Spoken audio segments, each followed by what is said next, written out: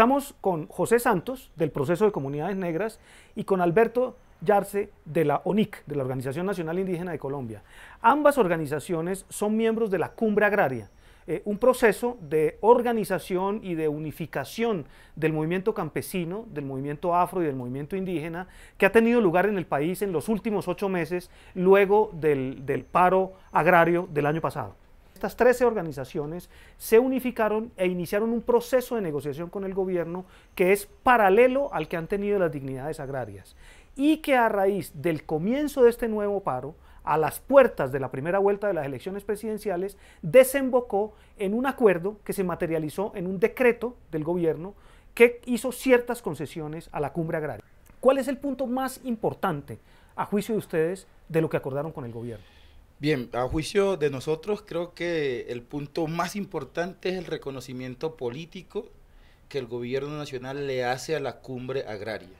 Y eso se hace a través de la materialización del decreto que se expide, donde reconoce el pliego que presentamos como el camino, como la autopista para navegar de aquí a, ¿qué?, 3 años, 4 años, de la discusión sobre la problemática real, concreta, agraria que hay en el país. Es un claro ejemplo de que pasamos del señalamiento, el cual todo el tiempo nos tildaba guerrilleros, a vernos como lo que somos, sujetos políticos de este país.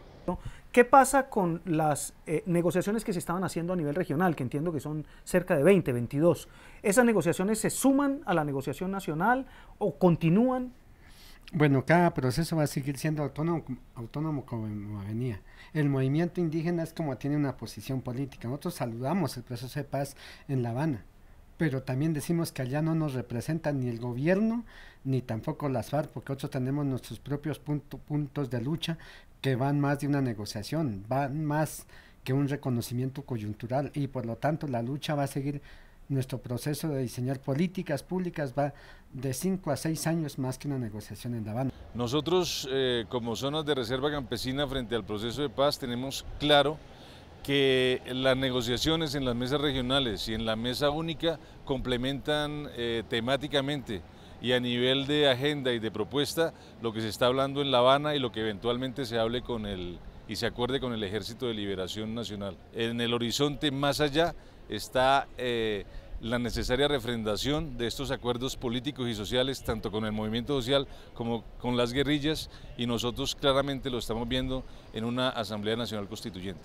Este pliego tiene una serie de demandas que son demandas de fondo, digamos, no son demandas coyunturales, reivindicativas, para comprar la cosecha o para riego, cosas de ese tipo, sino que hablan de temas como los acuerdos de libre comercio, el modelo minero, incluso se habla hay reparos al modelo económico, plantean el rechazo al esquema de pacto agrario que planteó el gobierno como solución al paro anterior. ¿Cómo ven ustedes la negociación de este pliego con el gobierno? ¿Cómo va a ser? ¿Van a combinar formas de movilización y de paro para defender las reivindicaciones, o va a ser simplemente una discusión en la mesa? Nosotros, para hacer cumplir este pliego, por eso las negociaciones de nosotros van más allá de lo que está haciendo en La Habana coyuntural. Nosotros lo que estamos haciendo es una plataforma política entre indígenas, afros y campesinos, y este pliego lo haremos una realidad por allá entre unos 20, 30 años, pero nosotros aquí, los que estamos aquí en la Cumbre Agraria, no vamos a olvidar no vamos a dejar de lado la movilización, siempre vamos a estar en la movilización presente, y en lo que incumple el gobierno, pues nosotros lo que siempre nos ha dado los derechos es salir a la protesta y a las movilizaciones en las calles, en las carreteras.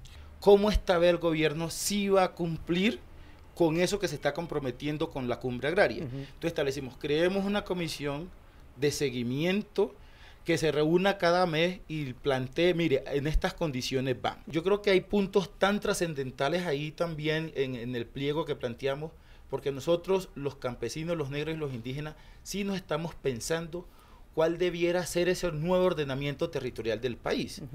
Una verdadera reforma agraria.